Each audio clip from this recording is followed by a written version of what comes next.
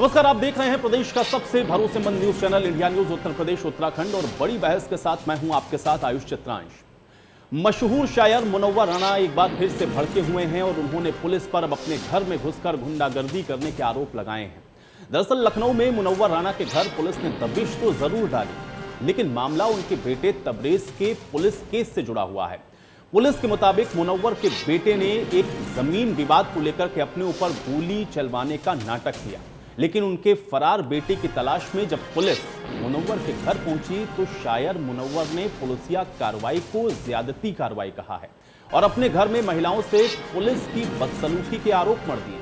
और तो और रायबरेली पुलिस ने इसमें खुलासा करते हुए यह बताया कि मुनव्वर राणा के बेटे तबरेज राणा की कार पर बाइक सवार 2 नकाबपोशों ने फायरिंग की थी।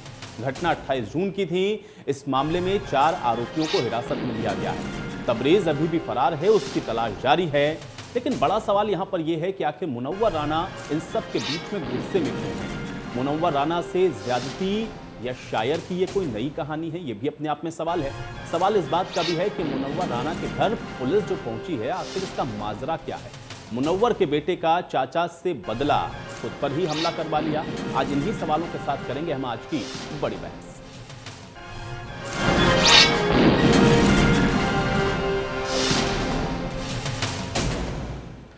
तो आज बड़ी बहस को हम आगे बढ़ाएं, लेकिन उससे पहले इंडिया न्यूज से बात करते हुए मुनव्वर राणा ने क्या कुछ कहा है, आपको सुनवाते हैं। मशहूर शायर मुनव्वर राणा का लखनऊ के हुसैनगंज इलाके में घर है, जहां पर रात में वो अपने परिवार में बेटियों के साथ मौजूद थे। उसी वक्त ढेर सारे पुलिस वाले आते हैं, उसके बाद से हो हल्ला मचता है। मुनव्वर राणा साहब हमारे साथ मौजूद है। सर, क्या कुछ वाकया हुआ था और अभी क्या कुछ कहना है इस पूरे मामले को लेकर? पूछ रहे थे हम। देखिए, रात में जो हुआ वो अफसोसनाक है। तबरेज ने अगर अपने ऊपर गोलियां चलवाई या जो भी किया हो, आजकल औलादें खुद बाप के कब्जे में नहीं होती हैं। इसकी क्या गारंटी कि जो एसपी ये दावा कर रहे हैं या जो दावा कर रहे हैं उनकी औलादें उनके कहने पे चल रही हैं, या अगर कुछ करती हैं तो उनको बता के करती हैं। ठीक है, जो हो रहा हो, जो जैसा करेगा भुगतेगा, ऐसा नहीं है। ये होता है कभी कभी कि किसी के करने में कुछ घर वाले भी परेशान होते हैं। मेरी बदनसीबी ये है कि मैं पुलिस वालों की वजह से परेशान हूँ। एडमिनिस्ट्रेशन ने जो मेरे सिलसिले में एक हंगामा खड़ा रखा है, मुझे इस देश का एक आतंकवादी और गैंग एंटी वही अवार्ड वापसी गैंग और ये वो दुनिया भर की गालियाँ, सब तरह की, माँ की गाली से लेकर हर तरह की गाली तो मुझे इस देश में मिलती रही है। इसके लिए कोई बड़ी बात नहीं है। तो तबरेज़ की सज़ा मुझे दी जा रही है। पुलिस यहाँ इतने लोग रात में आए, कोई एक तो अव्वल तो इतने लोग आने की ज़रूरत ही नहीं होती है। ये तो पुलिस का हमला था ना, पुलिस पूछताछ के लिए कहाँ आई थी? इसका मतलब तबरेज़ राणा को वो पा जाएंगे तो गोली मार देंगे और कह देंगे वो जीप उल्टी हुई मिली, रायबरेली रोड पर एक शख्स मिला, वो बहुत बड़ा बदमाश था, उसका नाम तबरेज़ राणा था। उसका बाप भी बहुत बड़ा बदमाश है, उसका नाम मुनव्वर राणा है। और उसका दादा भी, परदादा औरंगजेब बहुत बड़ा बदमाश था। और तबरेज़ राणा के तार मुनव्वर राणा से और मुनव्वर राणा के तार दाऊद इब्राहिम से मिलते हैं। क्या पुलिस ने इस मुल्क को क्या बना दिया है? इस सूबे को पुलिस ने क्या बना दिया है? भाई, जब उसके नाम अगर कोई वारंट है, FIR है, जो भी हो, तो आप यहाँ शरीफ लोगों की तरह आते और आप कहते हैं कि आप अपने बेटे को हाजिर करा दीजिए। तो हम हाजिर करा देते। भाई, अगर उन्होंने किया है तो पुलिस मारेगी, पीटेगी, बंद करेगी, उनको सज़ा होगी, जो भी होगी। लेकिन आपने तबरेज़ राणा की आड़ में आपने मेरी ज़िंदगी भर की सरस्वती मंदिर में बैठ कर पूजा करने की आपने के नामो निशान तक मिटा दिए। आपने क्या तमाशा बना लिया है? इस वक्त तक मुझे किसी ने ये नहीं बताया कि हम लोग आपके लड़के को ढूंढने आए या तबरेज़ को ढूंढने के लिए आए हैं।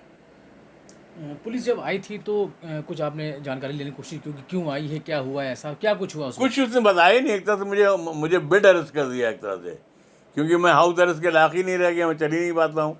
फिर मैं बाहर निकल के, बाहर एक पुलिस वाला, मैंने कहा क्या बात है, बताओ। कहने कुछ नहीं। तो मैंने कहा 1 मिनट रुकना, हम तो पेशाब कर लें। हम पेशाब करने गए बाथरूम, हमने कहा आइए बाहर बैठिए, कोई बताइए। तो कह नहीं नहीं आपसे कोई मतलब नहीं। मैंने कि मुझसे क्यों मतलब नहीं है, आप मेरे घर पे घुस आए हैं, मुझसे मतलब नहीं है। मेरी पत्नी भी थी यहाँ बैठी हुई थी, 1 बजे रात की बात होगी, मालूम हुआ पीछे से पूरा हमला कर दिया वहाँ मेरे घर के ऊपर। तो जाहिर है ये है मशहूर शायर मुनव्वर साहब जो रात में पुलिस के घर आई थी, उसको लेकर अफसोसनाक घटना है वो बताई जा रही है। साफ तौर पे उसको लेकर अपनी जो बात है वो कही है। Ravi Kumar, India news, Lucknow. तो मुनव्वर राणा की बातों को आपने सुना है और उनकी बातों को सुनते हुए ही आपको ये अंदाजा लग गया होगा कि किस कदर मुनव्वर राणा गुस्से में हैं। उन्होंने तमाम गंभीर आरोप पुलिस के ऊपर लगाए। एक तरफ तो मुनव्वर राणा ये भी कह रहे हैं कि अगर कोई गलत करता है, यानी कि अगर उनका बेटा भी गलत कर रहा है, तो उसके खिलाफ जो कार्रवाई बनती है वो कर सकते हैं, लेकिन जिस तरह से मेरे घर में पुलिस घुसी है और जो कार्रवाई पुलिस ने की है, ये कहीं ना कहीं उनके खिलाफ बदले की भावना से प्रेरित है और तमाम तरीके के गंभीर आरोप वो लगा रहे थे। अब सवाल यहां पर यह है कि आखिर मुनव्वर राणा इतने गुस्से में क्यों हैं? अगर वो एक बात को स्वीकार रहे हैं कि उनके बेटे ने अगर इस तरीके से किया है तो पुलिस अपनी कार्रवाई करे, और पुलिस ने जिस तरह से कार्रवाई की है, क्या वाकई में उसके बाद मुनव्वर राणा का इस तरीके से गुस्सा होना जायज है? आज इसी पर हम लोग आज की बड़ी बहस करेंगे। तमाम मेहमान मेरे साथ जुड़ गए, उनका परिचय पहले मैं आपके साथ करवा देता हूं। हीरो वाजपेयी जी हमारे साथ जुड़ रहे हैं, प्रवक्ता है भारतीय जनता पार्टी के। हीरो वाजपेयी जी, बहुत स्वागत है आपका चर्चा में। कपीश श्रीवास्तव जी हमारे साथ जुड़े हुए हैं, प्रवक्ता है समाजवादी पार्टी के। कपीश जी, आपका भी बहुत स्वागत। और लक्ष्मी नारायण जी हमारे साथ जुड़े हुए हैं, पूर्व IPS अधिकारी हैं। लक्ष्मी नारायण जी, आपका भी बहुत स्वागत है। आज चर्चा की शुरुआत लक्ष्मी नारायण जी मैं आज आपसे करना चाहूंगा, क्योंकि मुनव्वर राणा को अभी आप भी सुन रहे होंगे, आपने भी सुना कि किस तरीके से नाराज हैं, खासतौर से पुलिस की कार्यशैली और सत्ता पक्ष से। मैं पुलिस वाले पक्ष से आपकी तरफ से जरूर जानना चाहूंगा, क्योंकि आपके पास लंबा अनुभव है प्रशासनिक व्यवस्था का। पुलिस का अचानक से पहुंचना, ये कहना कि उनके बेटे की संलिप्तता है किसी प्रकरण के अंदर, और वहां पर जाकर के इस तरीके से सर्च करना और उसके बाद ये गंभीर आरोप लगाना, क्या इस कार्रवाई को आप कैसे देखेंगे? और क्या वाकई में मुनव्वर राणा का गुस्सा होना जायज आपको यहां पर नजर आ रहा है? लग रहा है कि पुलिस को जो संज्ञान लेकर के जाना चाहिए था, या सर्च वारंट, अरेस्ट वारंट कुछ दिखाया जाना चाहिए था? जो सवाल उठाए हैं मुनव्वर राणा ने, इसको आप कैसे देखते हैं? लक्ष्मी नारायण जी, आपका पहला रिएक्शन चाहूंगा मैं। ओके, आयुष जी, पुलिस को CRPC के अंतर्गत ही कार्रवाई करना पड़ता है, और CRPC के अंतर्गत कई प्रकरणों में बिना वारंट, बिना सर्च वारंट, बिना मजिस्ट्रियल ऑर्डर के सर्च करने का पूरा अधिकार होता है। यदि पुलिस को लगता है कि कोई ऐसा क्राइम हुआ है और मुलजिम की गिरफ्तारी है या कोई मटेरियल एविडेंस तत्काल मिल सकता है, पुलिस पूरी तरह से एम्पावर्ड होती है वहां पर जाए और जा करके सर्च करे और चीजों को निकाले। उसमें बातचीत में समय बर्बाद करने का प्राविधान बिल्कुल नहीं है, क्योंकि कई बार कई अपराधियों में क्या होता है कि जब आप घर पहुंचते हैं तो वो उनके कई दरवाजे होते हैं, आगे का होता है, पीछे का होता है, दाएं का होता है, बाएं का होता है, और कई बार वो मुलजिमों को भगा भी देते हैं, कई बार वो सामान को भी नष्ट पष्ट कर देते हैं। तो ऐसे में पुलिस की कोशिश ये होती है कि एज इट इज, जैसा है वैसा प्राप्त किया जा सके। तो बहरहाल इसमें उन्होंने, पुलिस ने एंट्री ली और वहां पर जाकर के सर्च किया, और सर्च करके वापस चली गई, और उनको यदि मटेरियल कोई मिला नहीं मिला वो तो पुलिस ही बता पाएगी उस समय की, जिसने सर्च वारंट जो सर्च किया था। लेकिन इतना ज्यादा इसमें नाराज होने वाली बात इसलिए बहुत ज्यादा नहीं है कि ये तो देखिए एक प्रक्रिया का हिस्सा है। न राणा साहब को मारा गया है, न किसी के साथ कोई बदतमीजी की गई है। बदतमीजी शब्द बड़ा जनरल टाइप का होता है, अगर आपने पूछ लिया आप क्यों आए हो, हमने कह दिया भाई आप हट जाइए सामने से, लोग इसलिए बदतमीजी मान लेते हैं। तो बदतमीजी महिलाओं के साथ किया जाने का तात्पर्य हमेशा छेड़खानी से जुड़ता है। तो क्या वास्तव में छेड़खानी किसी पुलिसकर्मी ने की? और यदि ऐसा है तो क्या कहीं को इसका इनको मिलता है? तो वो बहुत सारी चीजों को ध्यान में रखना पड़ेगा। अब ये पुलिस का काम ही है ऐसा। लक्ष्मी नारायण जी, एक चीज मैं थोड़ा सा इसमें बीच में ऐड करना चाहूंगा, उसके बाद आप अपनी बात को कंटिन्यू करिए। चूंकि आपने कहा कि इस पे कोई एतराज या नाराजगी ऐसी होनी नहीं चाहिए, लेकिन उनकी बेटी हैं फैजिया राणा, उनके तरफ से एक बाकायदा वीडियो जारी किया जाता है, और इस बीच एक बड़ी जानकारी आ रही है, अपने दर्शकों तक पहुंचा देते हैं। बेहद अहम जानकारी है, मुख्यमंत्री तीरथ सिंह रावत ने इस्तीफा दे दिया है। उत्तराखंड के मुख्यमंत्री तीरथ सिंह रावत ने इस्तीफा दिया है। उत्तराखंड की सियासत से जुड़ी हुई इस वक्त की बेहद अहम जानकारी, बड़ी खबर आपकी स्क्रीन पर है। CM पद से तीरथ रावत ने इस्तीफा दे दिया है, और अब जल्द ही विधायक दल की बैठक हो सकती है। बड़ी और अहम जानकारी आप तक हम पहुंचा रहे हैं। बीजेपी आला कमान को इस्तीफा भेज दिया गया है, बड़ी जानकारी है। इसके अलावा राष्ट्रीय अध्यक्ष JP नड्डा को भी इस्तीफा भेजा गया है। लगातार आप देखिए अभी कितना कम वक्त हुआ है ताजपोशी के, त्रिवेंद्र सिंह रावत हटते हैं, तीरथ सिंह रावत को मुख्यमंत्री बनाया जाता है और उसके बाद आप देखें कि किस तरीके से जो संवैधानिक संकट अभी बना हुआ था उसके मद्देनजर दिल्ली तक तलब हुए थे तीरथ सिंह रावत और ये कयास बार बार लग रहे थे कि अपना इस्तीफा वो दे सकते हैं। और अब बड़ी और अहम जानकारी आपकी स्क्रीन पर है, मुख्यमंत्री तीरथ सिंह रावत के द्वारा अपना इस्तीफा दे दिया गया है, आलाकमान को इस्तीफा भेजा गया है। इसके अलावा बीजेपी अध्यक्ष जेपी नड्डा को भी इस्तीफा दे दिया गया है और अब जल्द ही विधायक दल की बैठक हो सकती है और विधायक दल की बैठक में ही यह निर्णय होगा कि अब अगला मुख्यमंत्री कौन होगा। 5 साल के अंदर आप देखें तीसरा चेहरा होगा उत्तराखंड के अंदर ये मुख्यमंत्री का।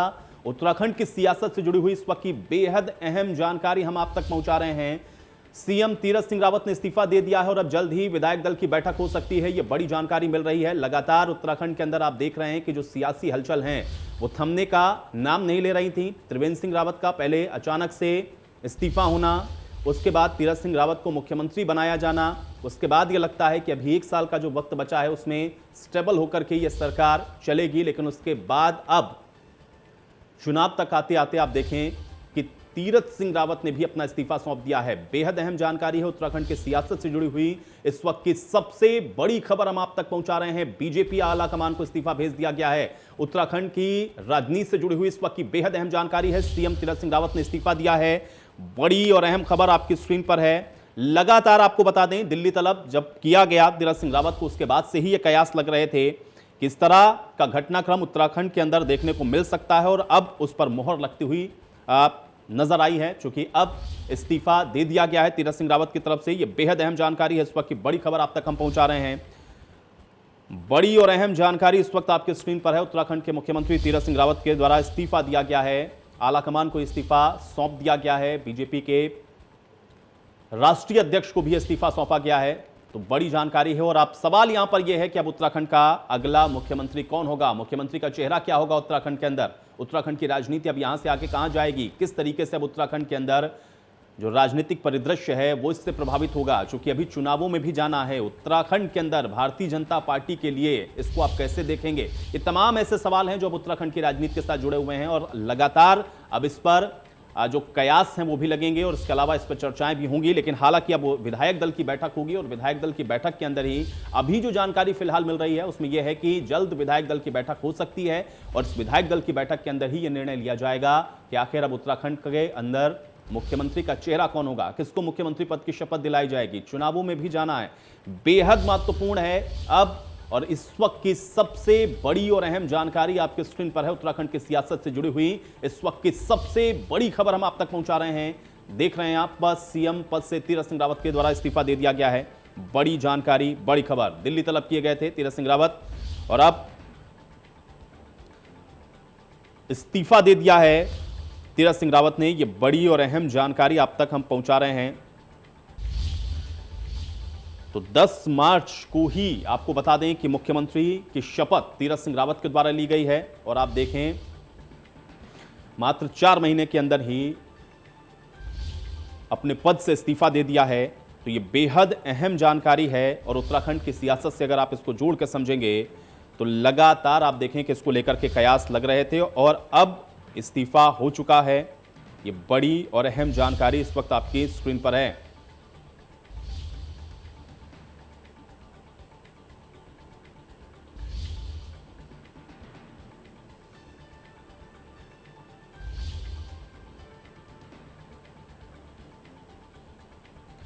तो बेहद अहम जानकारी, बड़ी खबर आप तक हम लगातार पहुंचा रहे हैं। बीजेपी आलाकमान को इस्तीफा भेज दिया गया है, मुख्यमंत्री तीरथ सिंह रावत ने इस्तीफा दे दिया है। उत्तराखंड की राजनीति से जुड़ी हुई इस वक्त की सबसे बड़ी जानकारी, बड़ी खबर आपकी स्क्रीन पर है। तीरथ सिंह रावत ने इस्तीफा सौंप दिया है और अब सवाल इस बात का है कि उत्तराखंड के अंदर कौन मुख्यमंत्री का चेहरा होने वाला है और इस इस्तीफे के बाद उत्तराखंड के अंदर जो सियासी हलचल है वो निश्चित तौर पर बेहद तेज हो गई है और इस पर आगे और किस तरीके से जो राजनीतिक परिदृश्य है वो बदलेगा। बातचीत करते हैं सुभाष गौड़ हमारे साथ, हमारे सहयोगी ज्यादा जानकारी के साथ जुड़ रहे हैं। सुभाष, इस बीच क्या जानकारी आपके पास मिल रही है, चूंकि कयास लगातार लगाए जा रहे थे, आप जैसे ही दिल्ली बुलावा आता है उसके बाद से ही यह हलचल तेज हुई थी कि तीरथ सिंह रावत इस्तीफा दे सकते हैं और अब जानकारी है कि इस्तीफा उन्होंने दे दिया है। फिलहाल जानकारी क्या है अभी आपके पास सुभाष?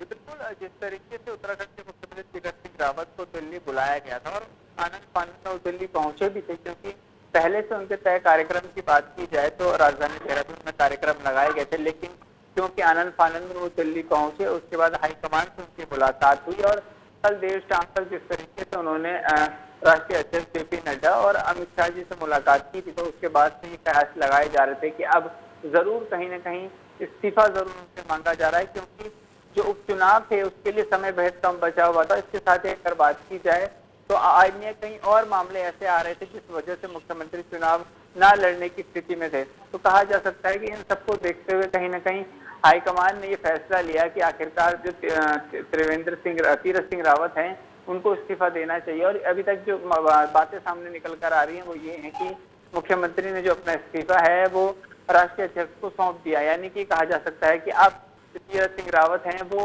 उत्तराखंड के मुख्यमंत्री नहीं रहेंगे और कोई नए चेहरे को मुख्यमंत्री बनाया जाएगा। लेकिन बड़ी चीज ये है कि जो अब मुख्यमंत्री बनाया जाएगा वो कोई और नहीं होगा, विधायकों के बीच में से ही किसी चेहरे को मुख्यमंत्री बनाया जाएगा। उसमें पूर्व मुख्यमंत्री त्रिवेंद्र सिंह रावत भी हो सकते हैं, सतपाल महाराज भी हो सकते हैं, धन सिंह रावत भी हो सकते हैं और कई बड़े ऐसे चेहरे जो लगातार केंद्र नेतृत्व के बातचीत कर रहे थे वो चेहरे भी हो सकते हैं। अभी देखना होगा कि आखिरकार केंद्रीय नेतृत्व किस पे भरोसा जताता है और उत्तराखंड का जो अगला मुख्यमंत्री वो कौन होता है। लेकिन बड़ी चुनौती ये भी नहीं बिल्कुल, लेकिन अब सुभाष यहाँ से थोड़ा सा और आगे बढ़ते हुए, चूंकि एक तो तीरथ सिंह रावत को लेकर के ये बात बहुत चर्चा में जोर पकड़ती हुई दिख रही थी जब उनको दिल्ली में बुलाया गया और उसके बाद जो संवैधानिक संकट सा एक हो रहा था उसके मद्देनजर ये बिल्कुल तय माना जा रहा था कि ये इस्तीफा तो होगा।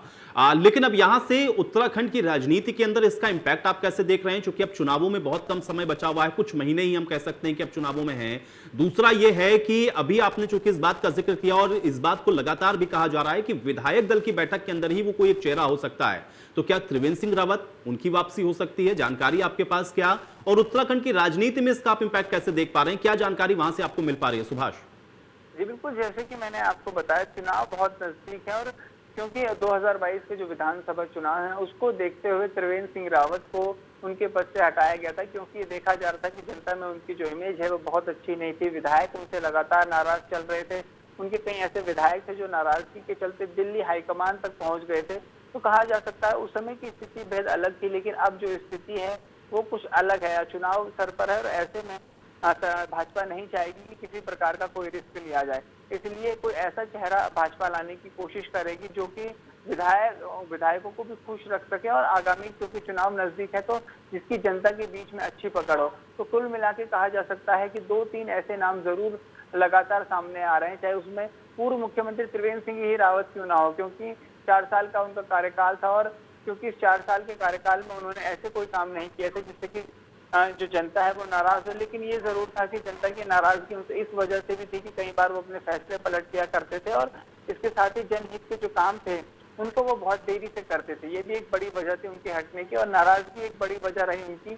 लेकिन जिस तरीके से अपने कार्यकाल में उन्होंने गैरसैंण को ग्रीष्मकालीन राजधानी घोषित किया, इसके साथ ही कमिश्नरी उन्होंने बनाई, तो ये कुछ फैसले ऐसे थे जो पहाड़ हिल में जाते थे और लोग इससे काफी खुश भी नजर आ रहे थे। लेकिन अब जिस तरीके से बिल्कुल सुभाष, एक एक करके इस पर थोड़ा सा हम लोग और विस्तार पूर्वक चर्चा करेंगे, लेकिन सुमित भी हमारे साथ एक और सहयोगी दिल्ली से हमारे साथ जुड़ रहे हैं, मैं उनका भी रुख कर लेता हूं। सुमित, आपके पास भी आता हूं। बेहद अहम जानकारी है, उत्तराखंड के मुख्यमंत्री की तरफ से इस्तीफा दे दिया गया है, लेकिन अब यहां से सवाल यह है कि एक तो इस्तीफा दिया गया है, इसके मायने आपको वहां पर क्या समझ में आ रहे हैं, और दूसरा ये कि अब चर्चा इस बात की भी है कि उत्तराखंड के अंदर अब मुख्यमंत्री का चेहरा कौन होने वाला है। जानकारी फिलहाल सुमित क्या है आपके पास? रावत को यहाँ बुलाया गया, आज उनको वापस जाना था, डिसीजन लिया गया क्योंकि कल भी मुलाकात हुई अमित शाह से, फिर जेपी नड्डा से मुलाकात हुई, फिर आज फिर जेपी नड्डा से मुलाकात हुई। यानी संकेत साफ साफ मिल रहे हैं कि उत्तराखंड में अब नेतृत्व परिवर्तन होने जा रहा है। ऐसे संकेत हमें भारतीय जनता पार्टी में आज का जो डेवलपमेंट है उससे मिला। अब अगर ये नेतृत्व परिवर्तन होने जा रहा है तो सवाल है कि अगला मुख्यमंत्री कौन। देखिए, भारतीय जनता पार्टी की तरफ से एक मैसेज दिया जा रहा है कि राज्य में कॉन्स्टिट्यूशनल क्राइसिस खड़ी ना हो जाए, इसकी वजह से तीरथ सिंह रावत को अगर हटाया जाएगा तो हटाया जाएगा। तो ऐसे में तो सवाल ये होता है कि अगर जिसको भी नया मुख्यमंत्री बनाया जाएगा तो या तो वो निश्चित तौर पर जो राज्य विधानसभा का सदस्य होना चाहिए जिसको नया मुख्यमंत्री बनाया जाए। तो जैसा अभी हमारे सहयोगी बता रहे थे कि त्रिवेंद्र सिंह रावत के भी चांसेस हैं, उन्होंने बताया। इसके अलावा भी कुछ नाम है, चाहे धन सिंह रावत हो या सतपाल महाराज हो, ये नाम भी हैं जो कि चर्चा में है। वजह यह है कि किसी ऐसे विधायक को, पार्टी के किसी ऐसे विधायक को केंद्रीय जो हाईकमान है, सेंट्रल हाईकमांड है, वो मुख्यमंत्री बनाना चाहते हैं जो कि सर्व स्वीकार्य हो। जैसा होना मतलब पूरी तरीके से संभव नहीं है सर्व स्वीकार्य होना, लेकिन फिर भी एक चेहरा हो जिसके चेहरे की दम पर अगले 6-7 महीने बाद जो चुनाव होने वाले हैं उस चेहरे में उसके चेहरे की दम पर उस चुनाव में उतरा जा सके। तो ऐसे में धन सिंह रावत की खबर ये भी है कि धन सिंह रावत और सतपाल महाराज को दिल्ली बुलाया गया है, दिल्ली तलब किया गया है, यानी चांसेस पूरे हैं कि इन्हीं दोनों में से किसी एक को दिया जाए या किसी नए चेहरे को लाया जाए। जैसे कि तीरथ सिंह रावत को खुद लाया गया था, किसी को पता भी नहीं था कि कहीं नाम नहीं था तीरथ सिंह रावत का, लेकिन तीरथ सिंह रावत मुख्यमंत्री बन गए थे 3-4 महीने पहले। तो ठीक ऐसा ही कोई बड़ा ताज्जुब नहीं होगा कि भारतीय जनता पार्टी की हाईकमान जो है किसी ऐसे नए चेहरे के नए नाम को पिक करके मुख्यमंत्री नहीं, बनाते हैं। सुमित, बहुत बड़ी बात आपने कही है और एकदम एग्जैक्ट मैं इसी बात पर आने वाला था। मैं सुभाष का भी रोक कर लेता हूं। सुभाष, बहुत सोच समझ करके हम लोग देखते हैं, क्योंकि जिस चेहरे पर चर्चा होती है, खासतौर से जब त्रिवेंद्र सिंह रावत को हटाया गया उस समय बहुत सारे नामों पर चर्चा हो रही थी, जिनमें से 2 नाम जिनका जिक्र अभी आप अभी भी कर रहे थे। लेकिन अचानक से हम लोग देखते हैं कि तीरथ सिंह रावत मुख्यमंत्री बन जाते हैं। बहुत सोच समझ के आलाकमान की तरफ से फैसला था।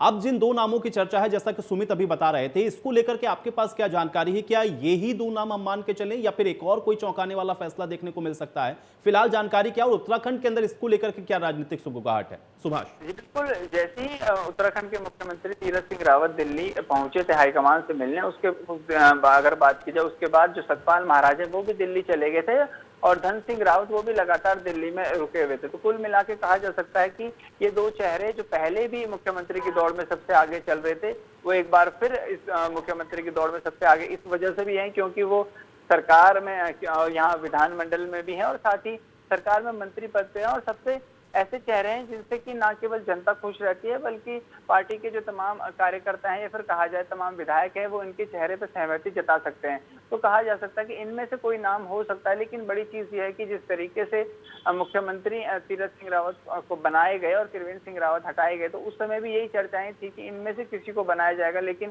क्योंकि हाईकमान ने तमाम सभी चीजों को सोचकर ये फैसला लिया कि तीरथ सिंह रावत को मुख्यमंत्री बनाया जाएगा, तो ये कहा जा सकता है कि विधायकों में से ही कोई चेहरा हो सकता है, चाहे वो सतपाल महाराज हो या फिर धन सिंह रावत। लेकिन बड़ी चीज ये है कि अभी तक जो सामने जानकारी आ रही है उसके मुताबिक सबसे जो ऊपर नाम चल रहा है वो सतपाल महाराज का चल रहा है और दूसरे नंबर पर जो नाम चल रहा है वो धन सिंह रावत का चल रहा है।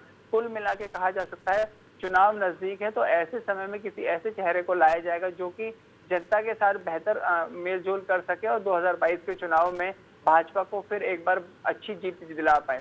कुल मिला के ऐसे चेहरे पर भाजपा भरोसा करेगी। जी सुमित, एक चीज और थोड़ा मैं आपसे जानना चाहूंगा, चूंकि सिर्फ यही वजह है इसके पीछे आपको वहां पर नजर आ रही है कि संवैधानिक संकट हो सकता है इसलिए इस्तीफा हुआ है, या इसके पीछे कुछ और भी आपको वहां पर नजर आ रहा है? और दूसरा अहम सवाल इसमें साथ में ये भी जुड़ा हुआ है कि क्या इसको ये भी मान के चलें, क्योंकि बहुत कुछ अचीवमेंट हम देखते नहीं है कि, या फिर बहुत कुछ ऐसा बदलता हुआ उत्तराखंड के अंदर चेहरा बदलने के बाद भी दिखता नहीं है, क्या एक कारण इसको भी हम मान के चलें या संवैधानिक संकट है? ये जानकारी तो पहले भी रही होगी, जब तीरथ सिंह रावत को बनाया जा रहा था मुख्यमंत्री तो उस समय भी ये जोड़ घटाना गुणा तो सब हुआ होगा कि कैसे उनको भेजना है विधानसभा के अंदर।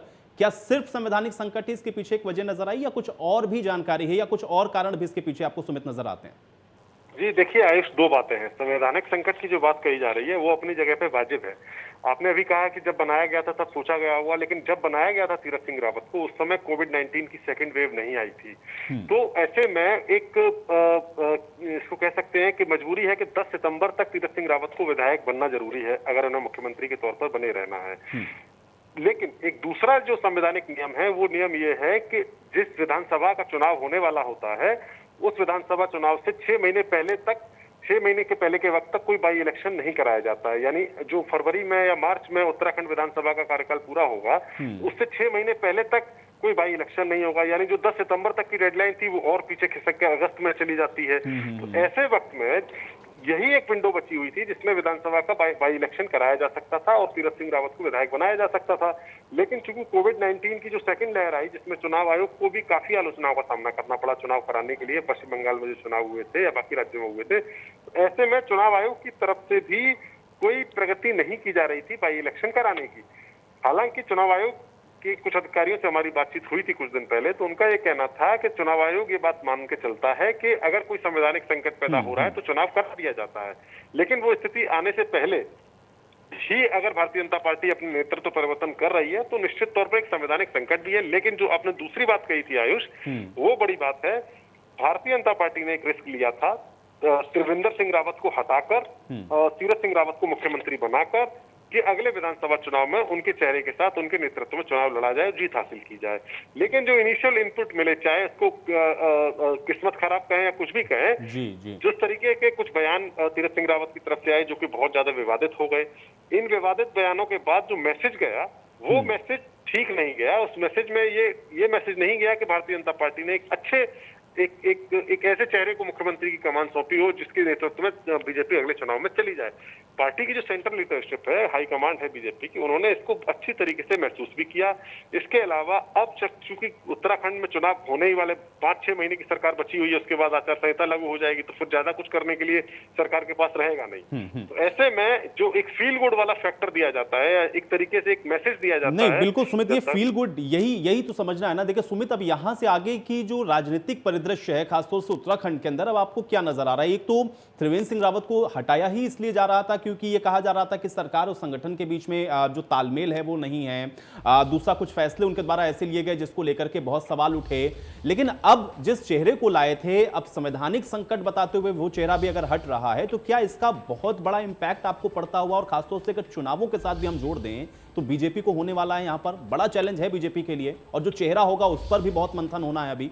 सुमित जी हाँ, बिल्कुल, जो चेहरा होगा उस पर भी बहुत मंथन होगा, और जो भी चेहरा होगा उसके पास भी बड़ी चुनौती होगी, क्योंकि उत्तराखंड में 2 पार्टी सिस्टम है। आयुष, हम देखेंगे कि उत्तराखंड में कांग्रेस और भारतीय जनता पार्टी, इन्हीं 2 पार्टीज के बीच में टक्कर होती है। बाकी बीएसपी, एसपी या आम आदमी पार्टी भी है, लेकिन अपनी छोटी छोटी मौजूदगी दर्ज कराते हैं। ये 2 ही पार्टी है वहां पर जो मेन पार्टीज है। अगर बीजेपी को हम देखें, एंटी इनकम्बेंसी बीजेपी के खिलाफ है। आपने मुख्यमंत्री भी बदल दिया, वो मुख्यमंत्री दूसरे मुख्यमंत्री के आने के बाद भी आपको नहीं लग रहा है कि एंटी इनकम्बेंसी कम हो रही है, उन मुख्यमंत्री को भी आप बदल रहे हैं। लास्ट के 6 महीने के लिए हो सकता है आप किसी तीसरे आदमी को मुख्यमंत्री बना दें। लेकिन दूसरी तरफ आप अगर देखेंगे ना, तो कांग्रेस पार्टी भी एक डिवाइडेड हाउस है इस वक्त। कांग्रेस पार्टी के भीतर भी एक चुनाव लड़ने की तैयारी इस समय नहीं दिखाई दे रही। वहां भी हरीश रावत का ग्रुप अलग है।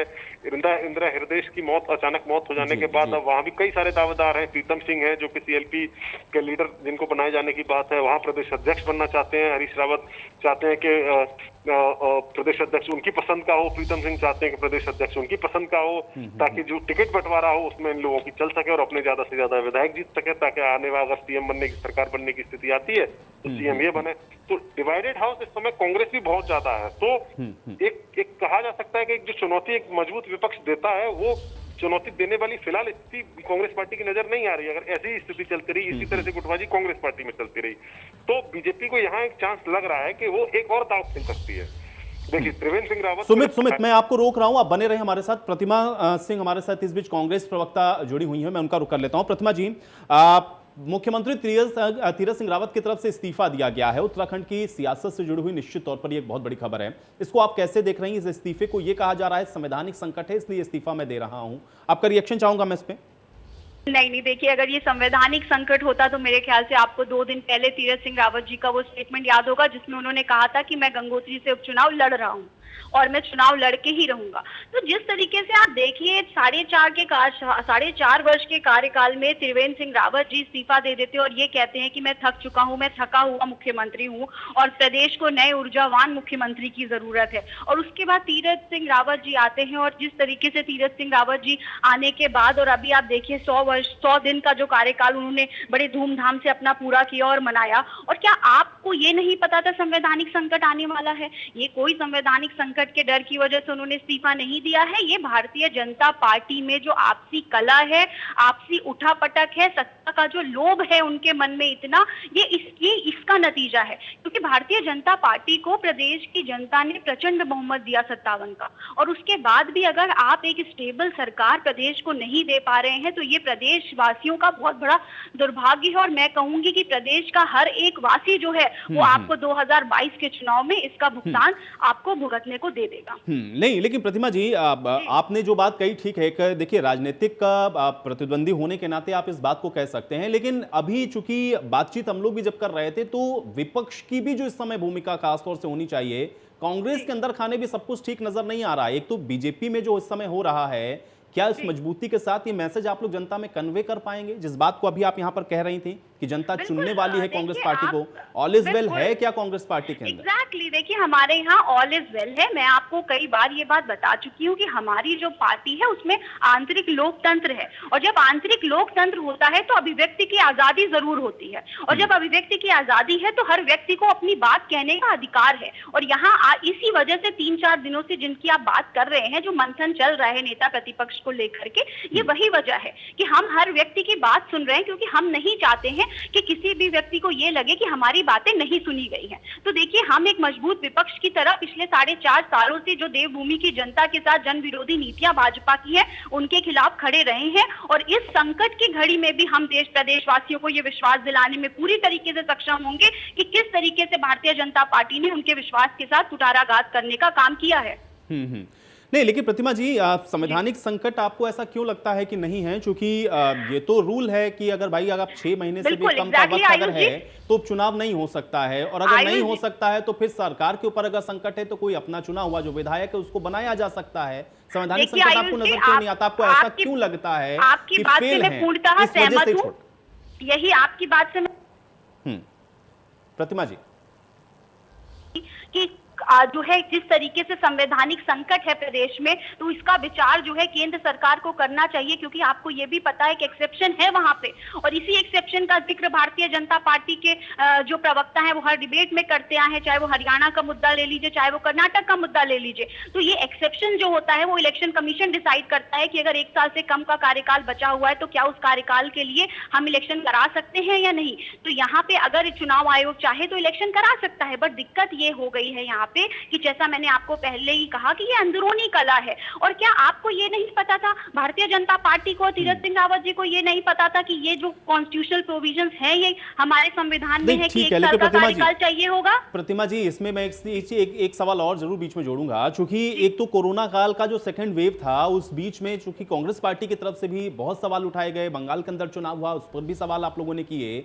अब चूंकि अगर चुनाव हो जाता है इस बीच में तो क्या आप लोग नहीं कहते कि अब कोरोना काल के बीच में भी चुनाव हो रहा है? कोरोना काल भी तो बीच में एक बहुत बड़ा कारण बना है। क्यों नहीं लगता है कि संवैधानिक संकट जेन्युइनली भी आ सकता है? मैं आपकी बात से इनकार नहीं कर रहा हूं, लेकिन आपको ऐसा क्यों नहीं लगता?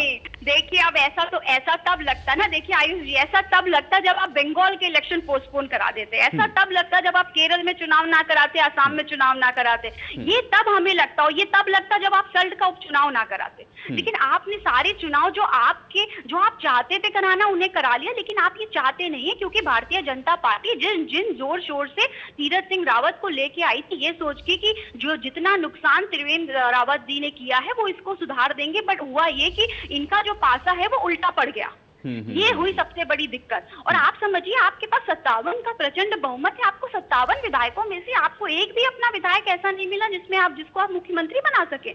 तो ये इनकी आपसी कला है, आपसी मन मुटाव है, यही उसका नतीजा है।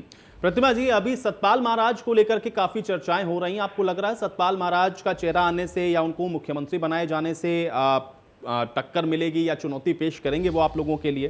प्रतिमा जी देखिए, चाहे वो सतपाल महाराज जी का चेहरा लेके आए, चाहे वो किसी का भी चेहरा लेके आए, बट सच ये है और हकीकत आज के वक्त की ये है आयुष जी कि कांग्रेस पार्टी को टक्कर ना देने के लिए भारतीय जनता पार्टी के पास अब कुछ भी नहीं बचा है। क्योंकि आप समझिए, जिस तरीके से जन विरोधी नीतियां जो उनकी चली हैं पिछले 4.5 सालों में, कि जिस तरीके से कोरोना काल में लोगों की मृत्यु हुई है, लोग ऑक्सीजन की कमी से मरे हैं, और भारतीय जनता पार्टी का जो रवैया रहा है उन मृत्युओं के प्रति, तो आप इससे समझ जाइए कि भारतीय जनता पार्टी को सबक सिखाने के लिए जनता इंतजार कर रही है। और अब आप किसी का भी चेहरा लेके आ जाइए, कोई चेहरा काम नहीं करेगा।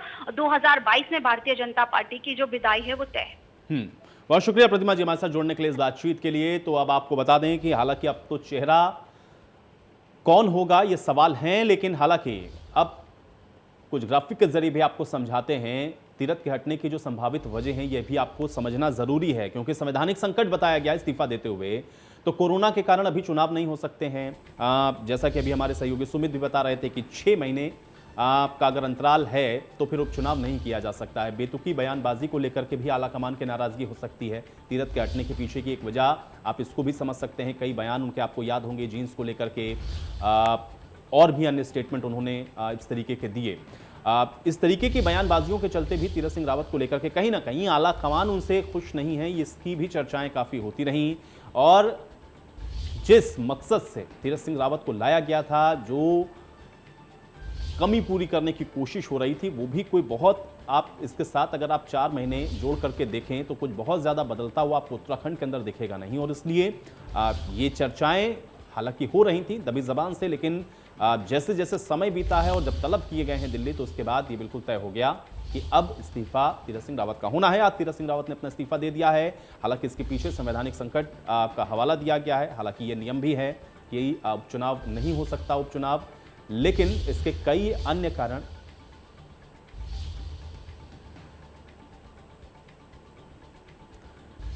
तो तीरथ सिंह रावत के हटने की 10 संभावित वजह भी हम आपको लगातार बता रहे हैं। एक अपडेट आ रही है, तो कल सुबह देहरादून तीरथ सिंह रावत पहुंचेंगे। बड़ी जानकारी इस वक्त हम आप तक पहुंचा रहे हैं। तीरथ सिंह रावत ने संवैधानिक संकट का हवाला देकर के इस्तीफा दिया है। राष्ट्रीय अध्यक्ष जेपी नड्डा को अपना इस्तीफा भेज चुके हैं। कल राज्यपाल के साथ मुलाकात कर सकते हैं। यह जानकारी इस वक्त सामने आ रही है, बड़ी जानकारी है, अपडेट है इस मामले में। उत्तराखंड की सियासत से जुड़ी हुई बड़ी जानकारी है। अपना इस्तीफा आलाकमान को भी, राष्ट्रीय अध्यक्ष को भी दिया गया है और कल राज्यपाल को इस्तीफा तीरथ सिंह रावत के द्वारा सौंपा जाएगा। कल सुबह देहरादून पहुंचेंगे तीरथ सिंह रावत। बड़ी और अहम जानकारी इस बीच मिल रही है। तीरथ ने संवैधानिक संकट का हवाला देकर के इस्तीफा दिया है और अब कल देहरादून पहुंचेंगे और राज्यपाल को अपना इस्तीफा सौंपेंगे तीरथ सिंह रावत। ये बड़ी और अहम जानकारी इस बीच सामने आ रही है। उत्तराखंड की सियासत से जुड़ी हुई इस वक्त की सबसे बड़ी खबर हम आप तक पहुंचा रहे हैं। कल राज्यपाल को अपना इस्तीफा सौंप देंगे तीरथ सिंह रावत। आज शीर्ष नेतृत्व को अपना इस्तीफा सौंप दिया गया है तीरथ सिंह रावत के द्वारा और अब कल राज्यपाल को मिलकर के संवैधानिक तौर पर अपना ये जो इस्तीफा है वो सौंपा जाएगा। बड़ी और अहम जानकारी हम आप तक पहुंचा रहे हैं। तो बेहद अहम खबर है, बड़ी जानकारी लगातार आपके स्क्रीन पर और आप देख रहे हैं कि यह इस्तीफा अब हो चुका है और कल अब राज्यपाल के साथ मिलकर के भी जो अपना इस्तीफा है वो राज्यपाल को तीरथ सिंह रावत के द्वारा सौंप दिया जाएगा। लगातार उत्तराखंड के अंदर जो राजनीतिक उथल पथल है वो आप देख रहे हैं और अब संवैधानिक संकट इसके पीछे का जो हवाला है वो दिया गया है, लेकिन इसके कई और कारण भी हैं जो कि लगातार हम आपको बता रहे हैं। चाहे बेतुकी बयानबाजी हो, ये भी इसके पीछे के संभावित वजह के तौर पर देखा जा रहा है। आलाकमान की नाराजगी इसके पीछे एक बड़ी वजह बताई जा रही है और संवैधानिक संकट भी बताया गया है, क्योंकि 6 महीने अगर चुनाव को रह रहे हों तो फिर उपचुनाव में नहीं जा सकते हैं। ये इस तरीके का नियम भी है और इस वजह से भी संवैधानिक संकट का भी हवाला अब दिया गया है। लेकिन कई महत्वपूर्ण सवाल अब यहाँ से जुड़े हुए हैं कि आखिर अब नया चेहरा कौन होगा उत्तराखंड के अंदर मुख्यमंत्री का। ये भी अपने आप में एक बहुत महत्वपूर्ण सवाल है। तीसरा चेहरा उत्तराखंड के अंदर 5 साल के कार्यकाल के अंदर आप अगर देखें हो रहा है, तो फिर इससे भारतीय जनता पार्टी को इसका क्या इम्पैक्ट होगा, उसके ऊपर इसका क्या असर होगा, उत्तराखंड की राजनीति में इसका क्या आगे असर पड़ेगा। और जिस वजह से या जिस सूझबूझ के साथ या जिस समझ के साथ लाया गया था उत्तराखंड के अंदर तीरथ सिंह रावत को, अब आगे नया चेहरा क्या होगा, ये भी एक बड़ा सवाल अभी इसके साथ बरकरार है। तो उत्तराखंड की सियासत में ये इस वक्त की सबसे बड़ी जानकारी है जो हम आप तक पहुंचा रहे हैं। लगातार कयास थे, क्योंकि जिस तरह से दिल्ली तलब किया गया था उसके बाद चर्चाएं शुरू हो गई थी कि इस्तीफा हो सकता है तीरथ सिंह रावत का। और अब जानकारी यह है कि आलाकमान को तो अपना इस्तीफा सौंप दिया है, लेकिन कल देहरादून पहुंच जाएंगे तीरथ सिंह रावत और उसके बाद राज्यपाल से मुलाकात होगी तीरथ सिंह रावत की और उसके बाद इस्तीफा सौंपा जाएगा राज्यपाल को कल, यानी कि संवैधानिक तौर पर भी कल अपने पद से इस्तीफा दे देंगे। उसके बाद विधायक दल की बैठक होनी है और विधायक दल की बैठक में अब संभावित ये है, क्योंकि अब चुनाव में नहीं जाया जा सकता है, इसलिए नया चेहरा तो कोई आप नहीं होगा, लेकिन अब विधायक जो हैं उनमें से ही कोई एक चेहरा ऐसा होगा जिसको मुख्यमंत्री बनाया जाएगा, क्योंकि अब समय ज़्यादा है नहीं। 6 महीने लगभग आप मान कर चलिए, उसके बाद चुनावों में जाना है, आचार संहिता भी लग जाएगी इन सब के बीच में। इसलिए अब चेहरा कौन होगा और उस चेहरे का इम्पैक्ट उत्तराखंड की राजनीति में आगे क्या होगा, और जो तीसरा चेहरा हो रहा है उत्तराखंड के अंदर मुख्यमंत्री का, इसका भी जो राजनीतिक असर है वो क्या पड़ेगा, ये भी सवाल उत्तराखंड की राजनीति से ही जुड़ा हुआ है। तो बेहद अहम जानकारी है, बड़ी खबर लगातार हम आपको पहुंचा रहे हैं। चेहरे को लेकर के भी सवाल हैं और इसके अलावा इसके मायने अपने आप में भी बेहद अहम है। इसी पर बातचीत करते हैं, न्यूज रूम का सीधा रुख कर लेते हैं। हमारे सहयोगी अतुल प्रताप सिंह हमारे साथ जुड़ चुके हैं। अतुल, बेहद अहम जानकारी है, एक तो तीरथ सिंह रावत ने अपना इस्तीफा सौंप दिया है, दूसरा सवाल अभी अब सबसे महत्वपूर्ण यह है कि अब अगला मुख्यमंत्री उत्तराखंड का कौन होगा, कैसे देखा जाए इसको? बिल्कुल सही कहा आपने आयुष की ये बेहद महत्वपूर्ण है राजनीतिक तौर पर, लेकिन मैं आपको जरूर बता दूं, अपने दर्शकों को जरूर बता दूं कि इसकी पहले से एक चर्चा चल रही थी राजनीतिक गलियारों में कि ये कदम बीजेपी उठाने जा रही है और उसका कनेक्शन आप देखिए देवभूमि से बंगाल तक है, उस पर हम बाद में आएंगे। लेकिन आपने जो पहला सवाल अभी और किया है कि अगला नाम कौन होगा, एक नाम भी चर्चा में है, लेकिन हमें उसके लिए इंतजार करना चाहिए, क्योंकि जब अमित शाह के साथ बैठक होगी तो नाम का खुलासा भी हो जाएगा। देर शाम तक या कल सुबह तक उस नाम पर भी हम देखेंगे कि सबको जानकारी मिल जाएगी। लेकिन अभी मौजूदा दौर में कदम क्यों उठाया गया और तीरथ सिंह को क्यों कदम उठाना पड़ा, इसको अगर आप समझेंगे तो ये पूरी कहानी देवभूमि में और उसके बाद बंगाल में 2 जगहों से उभर कर आएगी।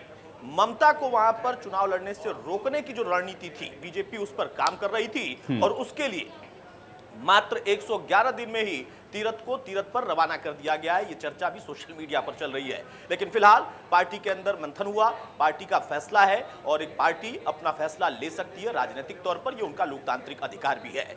अब यहां पर अगला नाम क्या होगा, कैसे बैलेंस करेंगे, 2-3 नाम चर्चा में। जिस वक्त इसके पहले आपने देखा था कि त्रिवेंद्र सिंह रावत को जब हटाया गया, उस वक्त भी कई नामों पर चर्चा हुई थी और हम लोग अतुल, मैं आपको रोक रहा हूं, इस बीच एक बड़ी जानकारी है, अपडेट अपने दर्शकों तक पहुंचा देते हैं। जेपी नड्डा की तरफ से इस्तीफा स्वीकार कर लिया गया है, ये बड़ी जानकारी मिल रही है। लगातार अपडेट्स हम आप तक पहुंचा रहे हैं, उत्तराखंड की सियासत से जुड़ी बड़ी जानकारी है। इस्तीफा आलाकमान को सौंपा गया था, राष्ट्रीय अध्यक्ष जेपी नड्डा को यह इस्तीफा दिया गया और अब इस इस्तीफे को स्वीकार कर लिया गया है, यह भी जानकारी है, यानी कि इस्तीफा स्वीकार हो चुका है।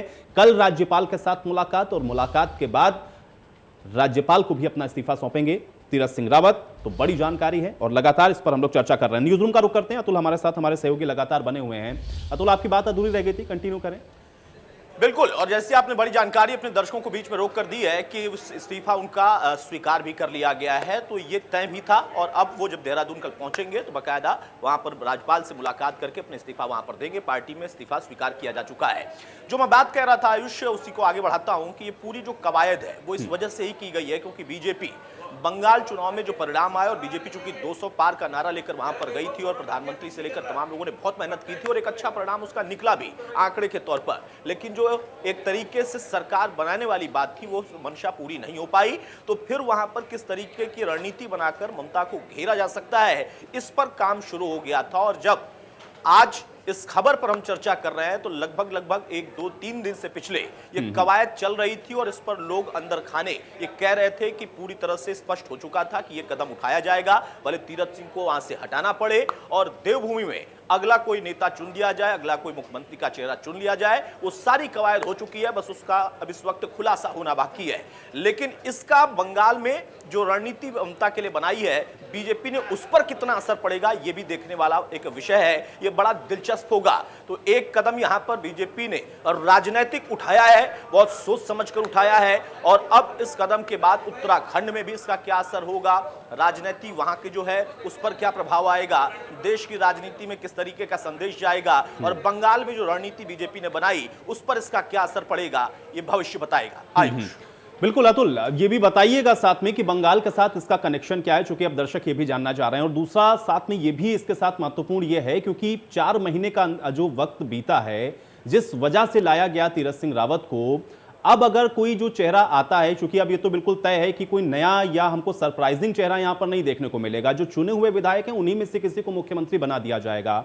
एक तो उस चेहरे को लेकर के अब कैसे चुनावों में जाएंगे, क्या ये एक बड़ी चुनौती है भारतीय जनता पार्टी के लिए, और दूसरा बंगाल कनेक्शन जिसका आप जिक्र कर रहे थे उसको भी साथ में बताएं। बिल्कुल आयुष, और देखिए जैसा आप कह रहे हैं कि जो चुने हुए विधायक हैं उन्हीं में से किसी को चुन लिया जाएगा, तो आपको बता दूं कि 2-3 नाम चर्चा में हैं भी और उस नाम पर मुझे लगता है कि ऑलमोस्ट मुहर लग चुकी है। अब उस पर बस सिर्फ खुलासा होना बाकी है और पार्टी में जब इस पर चर्चा होगी आज शाम, अगर आप देखिए अमित शाह के साथ उस बैठक के बाद ही कुछ न कुछ संकेत निकल जाएंगे। लेकिन उसका भविष्य में बीजेपी के लिए, चुनावी दौर में बीजेपी के लिए क्या असर होगा, किस तरीके का असर होगा, ये बिल्कुल आपका लाजमी सवाल है, वो भी पार्टी अपनी रणनीति के हिसाब से तय करेगी। बंगाल कनेक्शन का अगर आपने जिक्र किया, देखिए कनेक्शन ये कि यहां पर भी तीरथ सिंह को चुनाव जीतना था, लेकिन वहां पर जो चुनाव आयोग के पास एक पावर होती है उसका इस्तेमाल करके उस चीज को एक्सटेंड कर सकता है आगे के लिए चुनाव, और अगर ये हुआ तो ममता के लिए भी फिर चुनाव की बात और चुनाव लड़ने की बात और जीतने की बात हो जाएगी। ये असल रणनीति है। इसलिए यहां पर तीरथ सिंह को तो बलिदान दिला दिया गया कि हमारे पास और भी चेहरे हैं, हमको मौका दे देंगे और उत्तराखंड में हमारी सरकार चलती रहेगी, कोई दिक्कत नहीं है। लेकिन जब चुनाव को आगे कर देगा, एक्सटेंड कर देगा चुनाव आयोग, तो बंगाल में ममता के लिए थोड़ी दिक्कत है। ममता क्या करेंगी, फिर वहां पर किस तरीके से वो बैलेंस करेंगी या क्या उनके लिए उपाय हो सकता है। और ऐसा नहीं है पहली बार हुआ, इसके पहले भी इसके कई राजनीतिक उदाहरण हैं। उन समय भी इन्हीं गतिविधियों को देखते हुए और इसी रणनीति के तहत कई फैसले लिए गए हैं। अलग अलग समय के अलग अलग दौर की राजनीति का वो पहले से भी एक परिचय देखा गया है राजनीति में। तो ये इसका बंगाल कनेक्शन है। अब यहाँ पर जो आपने कहा कि क्या असर पड़ेगा अगर ये बदलाव कर दिया गया है, तो क्या पार्टी के अंदर इसका कोई बहुत प्रभाव पड़ेगा? मुझे लगता है शायद बहुत बड़ा प्रभाव नहीं पड़ेगा। और पार्टी में उत्तराखंड की अगर हम बात करें तो कई ऐसे बड़े नाम हैं जो कि स्वीकार्य हैं वहां के लोगों को और वो बैलेंस कर सकते हैं। आपने देखा कि किस तरीके से एक राज्य में कांग्रेस से जुड़े हुए व्यक्ति हेमंत शर्मा वो अगर वहां पर मुख्यमंत्री बन सकते हैं, तो उत्तराखंड में भी आप देखिए कुछ नाम हैं जिन पर सहमति बन सकती है। वो भले कांग्रेस में रहे हों और अब बीजेपी में हों, बीजेपी से चुने गए हों, तो उन पर भी भरोसा किया जा सकता है। तो यहाँ पर अब ये जो कदम उठाया है पार्टी ने, इसको समझना होगा कि उन्होंने कितना सोच समझकर इस दिशा पर काम किया होगा, बढ़े होंगे आगे, और अब इसका वो परिणाम कुछ निकलता दिखाई देगा राजनीतिक तौर पर उनके लिए। और जैसा मैं बार बार कह रहा हूं कि अगर जो रणनीति थी उस रणनीति के तहत जब ये किया गया, तो उसका असर फिर बंगाल में और ममता के लिए क्या होगा और ममता का रिएक्शन अब क्या होगा, ये देखना बहुत दिलचस्प होगा। आयुष नहीं, लेकिन अतुल क्या इसके साथ हम इसको ये भी जोड़कर देखें, क्योंकि जाहिर बात है कि आला कमान ने इसको बड़ा सोच समझ करके इस फैसले को लिया होगा, क्योंकि चेहरा कौन होगा उत्तराखंड के अंदर मुख्यमंत्री का, इस सब उस वक्त भी बहुत लंबी वार्ता का दौर चला था। अगर ये उत्तराखंड के अंदर हो रहा है तो निश्चित तौर पर बंगाल का इंपैक्ट जो आप बता रहे हैं वहां के साथ भी जोड़ा गया होगा, उसका भी जो नफा नुकसान है वो देखा गया होगा।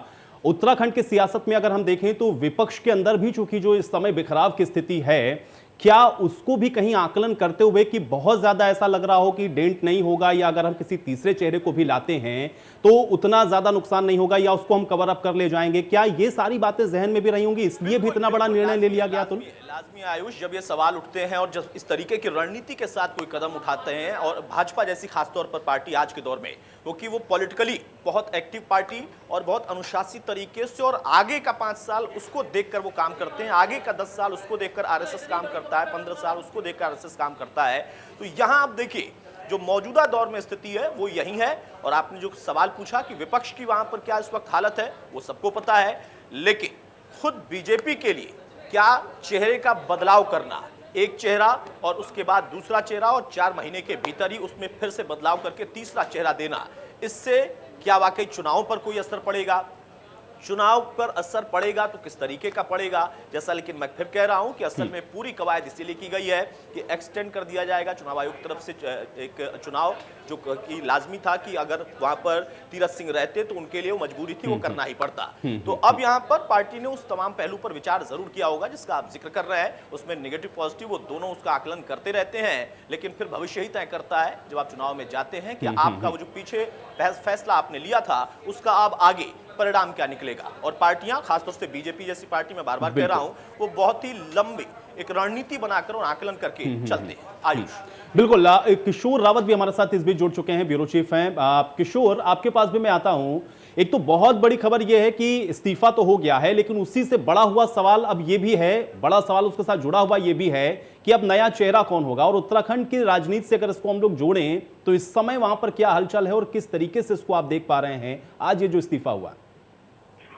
देखिए, पिछले 3 दिनों से उत्तराखंड में जो राजनीतिक असमंजस की स्थिति बनी हुई थी, असमंजस मैं इसलिए कहना चाहता हूँ कि मुख्यमंत्री 3 दिन बैठक से लौटते, चिंता शिविर से लौटते हैं और उनके कार्यक्रम होते हैं, और अचानक से वो 10:30 बजे 3 दिन पहले वो दिल्ली पहुंचते हैं। और दिल्ली के पहुंचने के बाद अक्सर मुख्यमंत्री जाते तो लगातार उनके कार्यक्रम, जो उनका सूचना विभाग है या फिर जो उनकी टीम है, वो लगातार कार्यक्रम भेजते थे। ऐसा 3 दिन में कोई नजर नहीं आया, ना उनकी मुलाकात का नजर आया, ना उन बैठकों का नजर आया। 3 दिन तक मुख्यमंत्री की जो सुरक्षा टीम है वो भी इस बात से अनजान थी कि मुख्यमंत्री जब रात को 10:30 बजे जेपी नड्डा और अमित शाह से मिलने पहुंचते तो वो उनको अपनी टीम के साथ नहीं ले जाते।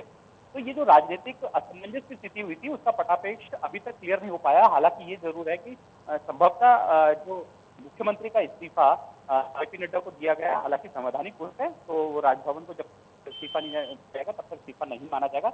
लेकिन अब जो सारी स्थितियां हैं कि मुख्यमंत्री तीरथ सिंह रावत अब इस्तीफा जल्द देंगे, संभवतः आज या फिर कल वो राजभवन में जाकर इस्तीफा दे सकते हैं। दूसरी बात यह है कि खबर इस्तीफे की पहुंची तो पूरे उत्तराखंड में एक बार फिर से राजनीतिक जो संकट है वो दोबारा आ गया। राजनीतिक संकट इसलिए है बिल्कुल, लेकिन किशोर, क्योंकि अब कई नामों को लेकर के चर्चा है, 2 नाम का जिक्र बहुत तेजी के साथ हो रहा है, इसको लेकर के जानकारी अभी आपके पास क्या मिल रही है? और ये जो चेहरे हैं जिनका जिक्र अभी यहाँ पर लगातार हुआ है, अगर ये मुख्यमंत्री के तौर पर इनमें से कोई एक फाइनल जो भी होगा, उसका इम्पैक्ट या उसका किस तरीके से अब आप आने वाली राजनीति में आप इम्पैक्ट देख रहे हैं, इस विषय में और क्या जानकारी मिल पा रही है किशोर? देखिए, अगला संभावित चेहरा कौन होगा, इसके कई नाम हैं, जिसमें धन सिंह रावत जो संगठन के तौर पर काफी मजबूत रहे हैं और 10 साल तक वो संगठन महामंत्री के साथ संगठन उनकी पकड़ है। दूसरा जो नाम है सतपाल महाराज का नाम भी लिया जा रहा है, क्योंकि वही वरिष्ठ नेता और उनकी आरएसएस के जो नेताओं हैं यानी आरएसएस के लोग हैं, उनकी पकड़ बहुत अच्छी खासी है। और सतपाल महाराज के जो ऑरा है यानी उसका जो उनका एक धार्मिक गुरु का जो चेहरा है वो बहुत राज्यों में बीजेपी को फायदा पहुंचाता है। इसके बाद त्रिवेंद्र सिंह रावत, क्योंकि त्रिवेंद्र सिंह रावत भी हालांकि उनको उठाया था, बार बार यही नाम आ रहा है कि त्रिवेंद्र सिंह रावत को क्यों लाएंगे जब उनको हटाना था। हालांकि बीजेपी इससे पहले ये प्रयोग कर चुकी है, यानी खंडूरी जब सीएम थे उसके बाद निशंक आया, निशंक के बाद फिर खंडूरी को लाया गया और इसी तरीके से जब चुनावों का वक्त था तो एंड टाइम पे खंडूरी को लाया गया। तो संभवतः अगर बीजेपी अपना वो इतिहास दोहराती है और जिस तरीके से बीजेपी ने लगातार इतिहास दोहराया अपना मुख्यमंत्री बदलने का, तो संभवतः त्रिवेंद्र सिंह रावत का नाम भी शुमार है। इसके अलावा अब कौन से नाम आते हैं ये कहीं ना कहीं थोड़ा विषय है, क्योंकि बीजेपी में जो मंत्रिमंडल है उसमें ज्यादातर कांग्रेस मूल के जो लोग छोड़ के आए थे वो मंत्री है, इसके साथ कोई इतना बड़ा अनुभवी नेता नहीं है। हाँ, संभवतः ये हो सकता है कि जो प्रदेश अध्यक्ष है वो मंत्री थे मदन कौशिक, उनको बड़ा अनुभव है, लेकिन उसको प्रदेश अध्यक्ष है और बीजेपी अगर अपना प्रदेश अध्यक्ष बदलेगी तो कहीं बीजेपी के लिए जो 2022 की तैयारी है उसमें बड़ा धक्का लग सकता है। और बीजेपी ने जो अपने सर्वे कराए हैं लगातार, जो बीजेपी ने सर्वे कराए और जो लगातार इंटेलिजेंस और आम और चीजों के सर्वे, उसमें बीजेपी की हालत सही नजर नहीं आ रही है। विपक्ष की बात करें तो उनके सामने बीजेपी की सबसे बड़ी दिक्कत यह है कि बीजेपी के सामने सबसे बड़ा चेहरा जो इस वक्त शायद बीजेपी के पास भी इतना बड़ा नेता नहीं है और कांग्रेस के पास भी वो हरीश रावत है। और हरीश रावत अगर पूरी तरह से सामने आते हैं, जिस तरीके से हरीश रावत का लगातार ये माना जा रहा है कि हरीश रावत चुनाव संचालन समिति के अध्यक्ष बन सकते हैं, हालांकि ये भी खबरें हैं और उनको चेहरा बनाया सकता है, तो शायद बीजेपी के पास उनके चेहरे से निपटने के लिए इनके पास कोई बड़ा नेता नहीं है जो उनको फाइट दे सकता है। नहीं, बिल्कुल किशोर, आपने ये बड़ी बात कही है। अतुल, अब किशोर जो बात कह रहे हैं, क्योंकि एक तो विपक्ष का मैंने पहले भी जिक्र किया, क्या इन सारी चीजों का अभी भी कनेक्शन जोड़ा जाएगा और इसको देखा जाएगा उसी आधार पर? अब जो 2 नामों का जिसका जिक्र अभी किशोर ने किया, क्या उन्हीं में से मान के चले? और अगर इनको लाते भी हैं तो क्या उतना इंपैक्टफुल आपको नजर आ रहा है? हो पाएगा? वो बड़ी चैलेंज या वो बड़ी चुनौतियां बरकरार रहेंगी लगातार? ये उस पार्टी का प्रेरोगेटिव है, उस पर मैं अभी कुछ नहीं कहना चाहूंगा, क्योंकि जैसा किशोर ने कहा, पिछली बार भी जब त्रिवेंद्र सिंह रावत को चेंज करने की बात थी तो कौन होगा, बहुत सारे नाम आए थे और फिर एक ऐसा नाम आया जो कि उस वक्त किसी ने शायद सोचा नहीं था। अभी जैसा उन्होंने जिक्र किया कि पार्टी अपना इतिहास भी दोहरा सकती है, खंडूरी, निशंक और खंडूरी जब हो सकता है तो फिर से त्रिवेंद्र सिंह और तीरथ सिंह के बाद फिर त्रिवेंद्र, ये भी हो सकता है, ये हो चुका है पहले। सतपाल महाराज, जिसका मैं इसके पहले बिना नाम लिए जिक्र कर रहा था कि जैसा अगर किसी एक राज्य में कांग्रेस का एक व्यक्ति जो कि अब बीजेपी में है और वो वहां पर इस वक्त मुख्यमंत्री पद पर है, तो क्या इस तरीके की स्थिति यहां पर भी बन सकती है? और सतपाल महाराज दोनों ही तरह से बहुत मजबूत है, तो उनका नाम भी हो सकता है। इसके अलावा भी कुछ नाम हो सकते हैं जिसका जिक्र किशोर कर रहे थे, और ये सारी चीजें पार्टी स्तर पर हैं। इस वक्त हम कयास तो लगा सकते हैं, हम कोशिश करेंगे कि जानकारी कुछ इकट्ठी हो, लेकिन पार्टी की तरफ से जब स्पष्ट तौर पर कोई चीज निकल कर आएगी, मुझे लगता है तभी उस पर बात करना बेहतर है। आयुष, लेकिन अतुल, क्या संवैधानिक संकट ही मात्र इसके पीछे की वजह है या इसके पीछे कुछ और भी कारण हैं, या जिस इम्पैक्ट के लिए लाया गया वो बहुत कुछ 4 महीने में बहुत कुछ बदला नहीं, भले उसके बीच में कोरोना काल का भी हम लोग जिक्र कर लें, क्या ये भी कई कारण बना है? मैं ये तीनों चीज इसको खारिज करना चाहूंगा आयुष। जैसा आपने कहा कि संवैधानिक संकट वजह बनाई गई है यहाँ पर, आप समझिए इस बात को, और वो इस वजह से बनाया गया क्योंकि टारगेट पार्टी का बंगाल था, ममता है, तो उस टारगेट को हिट करने के लिए एक टारगेट यहां पर हुआ है और इस टारगेट में तीरथ सिंह पर एक तरीके से कहें कि निशाना लगाया गया। और ये पार्टी का खैर अधिकार है, वो अगर पार्टी कहती है तो अपने आप में उनको मानना पड़ेगा। अनुशासित एक पार्टी है और उसके वो एक सिपासलार थे, कार्यकर्ता थे, तो उनको जिम्मेदारी दी गई। लेकिन मौजूदा दौर में देखिए, अब एक पार्टी ने जब फैसला किया है तो वो भी उनको स्वीकार करना होगा। और अतुल, बिल्कुल देखना ये होगा कि अब आगे क्या इसमें होता है और उत्तराखंड की राजनीति में अब आगे क्या परिवर्तन देखने को मिलता है। बहुत शुक्रिया हमारे साथ जुड़ने के लिए, इस तमाम बातचीत के लिए। हालांकि बड़ी जानकारी है, इस वक्त की बड़ी और अहम खबर आप तक हम पहुंचा रहे हैं। तीरथ सिंह रावत ने इस्तीफा दे दिया है। कल राज्यपाल के साथ मुलाकात होगी और उसके बाद इस्तीफा सौंपा जाएगा। उत्तराखंड के अंदर विधायक दल की बैठक भी होनी है। अब अगला चेहरा कौन होगा, ये एक बड़ा सवाल बरकरार है। इस बुलेटिन में मेरे साथ फिलहाल इतना ही।